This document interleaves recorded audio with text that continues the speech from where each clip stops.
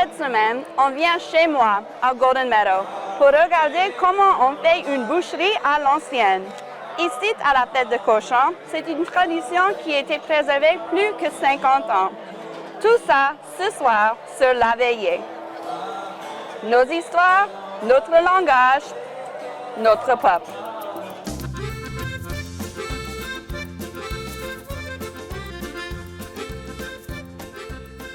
Bonsoir vous autres. Bienvenue à La Veillée, l'émission de nouvelles pour tout l'État de la Louisiane en français louisianais. Présentée par Louisiana Public Broadcasting et Télé-Louisiane. Mon nom, c'est Drake Leblanc de Lafayette. Et je suis Caitlin Augeron de Golden Meadow. Bienvenue à notre galerie où on raconte les histoires de notre peuple dans la langue de notre héritage, le français. En Louisiane, les boucheries sont populaires comme une manière traditionnelle de cuisiner plusieurs plats de porc pour la communauté en utilisant le cochon entier. Ce soir, on va à Golden Meadow, tout en bas du Bayou Lafourche, pour célébrer la fête du cochon. Pendant la fête, on a parlé avec Casey Curall, un membre de l'association qui présente la fête du cochon sur le contexte économique et culturel de cette tradition en Lafourche du Sud. Mais en premier, on voit la longue journée de travail et de célébration qui est la boucherie. Et on mange bien aussi, bien sûr. Coupe pas le morceau. Anthony Charpentier, connu comme T-Boy, reste en bas du Bayou Lafourche depuis toujours. Ici, on barre, on barre, je dis on barre, mais on barre la Bayou, à le Grand Île là-bas et Fouchon. Mais on a une bonne vie ici.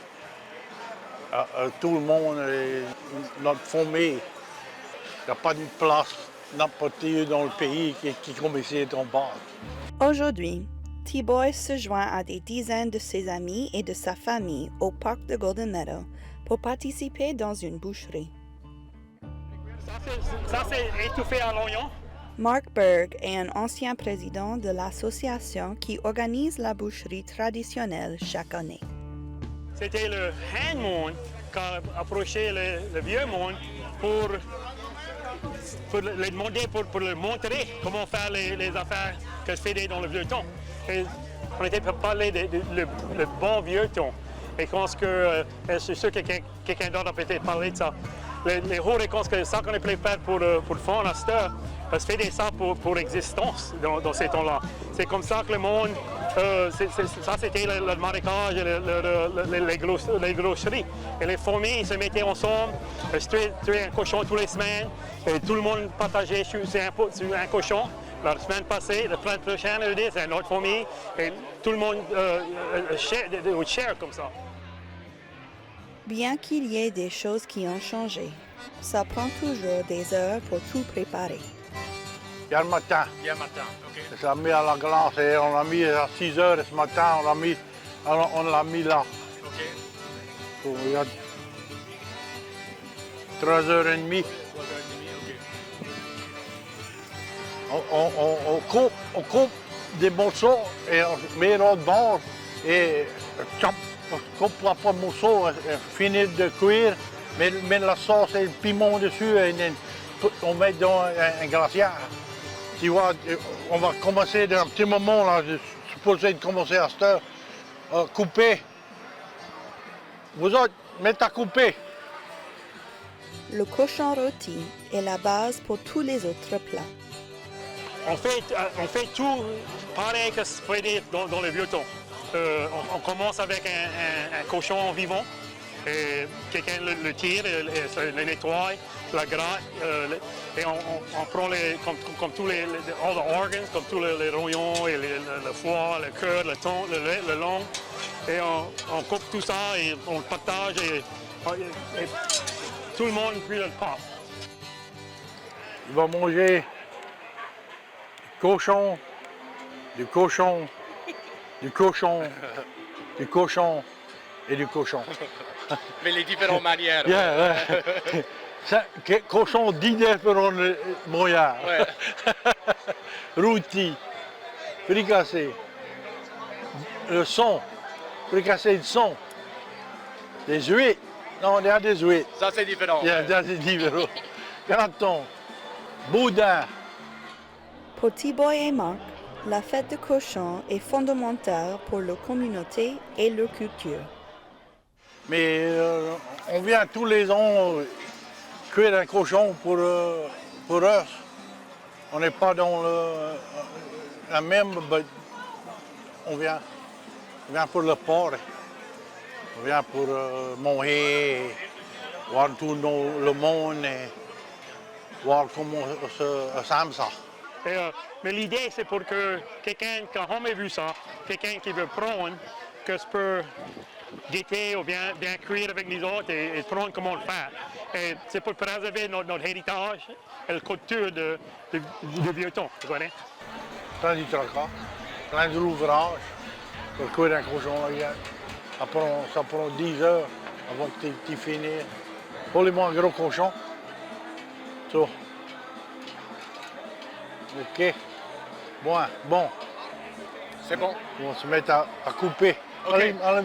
Allons manger des gratons. OK. Allons voir si...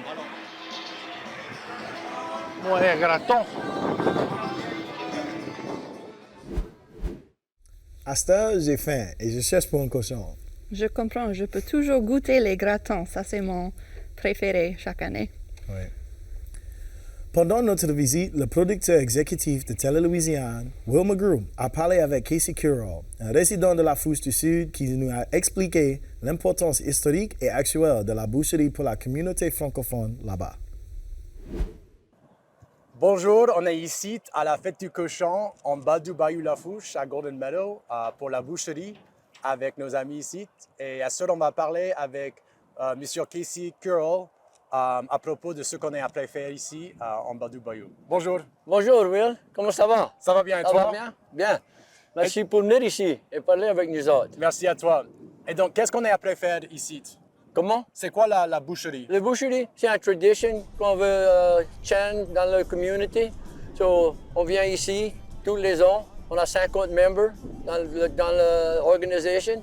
Et on vient ici, on tue le cochon, on gratte le cochon, on fait toute l'affaire avec le cochon.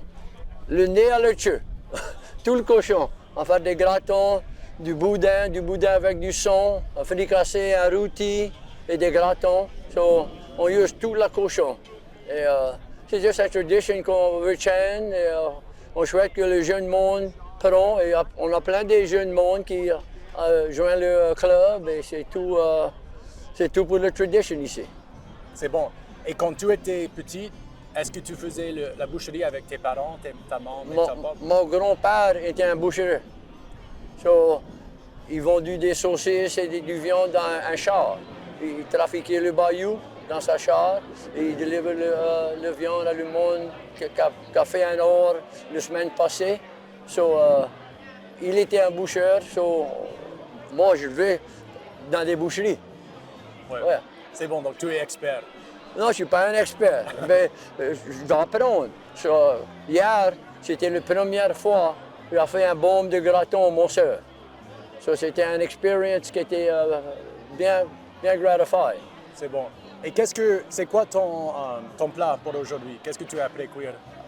Aujourd'hui, j'ai appris à cuire un fricassé. Un fricassé de cochon avec un roux, des oignons, du persil, des queues d'oignons. So, et comment tu fais un fricassé? Un fricassé, tu peux commencer dans une petite bombe, tu peux commencer avec du roux première. Après ça, tu peux griller ou étouffer tes oignons. Après ça, mettre ta viande et étouffer tout ensemble. Mais quand tu cuis dans une grosse bombe comme ça, il faut que tu fasses ça un petit peu à l'envers. So, on frit le viande, étouffer le viande, le rôti premier. On met le viande dans le bombe. Après ça, on va étouffer les oignons. Et quand les oignons sont tout étouffés, on met les oignons, on nettoie le bombe. Après ça, on fait le roux. Parce que le roux, c'est quelque chose, si tu le fais premier et tu mets ta viande, ça continue à venir un petit peu brune. So, tu peux scotch ta affaire si tu n'es pas bien careful. So, ça, c'est le moyen qu'on fait dans une grosse bombe. C'est bon. Et comment, tu viens d'ici, du Golden Meadow ou d'ailleurs? La Rose. La Rose, ok. Ouais. Et comment as-tu appris le français? Le français, et quand j'étais un jeune beau, je suis le plus vieux avec 5 enfants. So, j'ai resté plein de temps, dans le summertime, avec mes grands-pères et mes grands-mères. So, je parlais plusieurs français que l'anglais. So, j'ai juste appris comme ça, un petit boug. Qu'est-ce que tu as fait pour le job? C'est quoi ton travail? J'ai travaillé sur des bateaux. J'étais un marin toute ma vie, 25 ans au large. Je travaillais chez un tugboat. Après ça, j'ai venu back à l'office pour un manager. Et j'ai juste retiré et on est de ça. So, j'étais dans l'eau toute ma vie. Et il y a beaucoup de gens en bas du bayou qui travaillent sur les bateaux. Ah ouais. C'est l'huile qui tient tout le bayou. Si on perd l'huile, on va perdre le bayou. Ouais. Et sur les bateaux, l'autre monde parlait français aussi? Ou? You know, du temps de ça, à cette heure, le français a presque manqué. Il y a pas plein des enfants et des jeunes monde qui a continué à parler français. Mais moi, c'était quelque chose que tout le temps, j'avais un passion for. So, et quand j'étais jeune, c'était plus bon pour moi parler français avec tous les vieux captains sur les bateaux. Je me tiens du plus près si je savais quelqu'un qui parlait français, à part que anglais. C'est bon. OK, mais bien merci. On a très hâte de manger. Je crois qu'on va être bien plein après. Allons là-bas, je bourrais. Ouais, c'est vrai. Right. OK, merci beaucoup. Thank you, Will. Merci Okay. beaucoup. À la prochaine. Ça fait longtemps que moi je suis allée à la fête de cochon, mais c'est une tradition avec une longue histoire, beaucoup plus longue que moi. Oui, et on doit préserver, on doit continuer d'avoir les boucheries. Absolument. C'est tout pour ce soir. On espère que vous avez apprécié cette édition de La Veillée. La semaine prochaine, on va dans la paroisse Saint-Bernard pour découvrir une partie de l'histoire espagnole de l'État avec les Isleños de Delacroix. Pour plus d'informations sur La Veillée, allez sur www.lpb.org/laveillée. De toutes nous autres ici à LPB et Télé-Louisiane, soignez-vous autres. Et à la prochaine.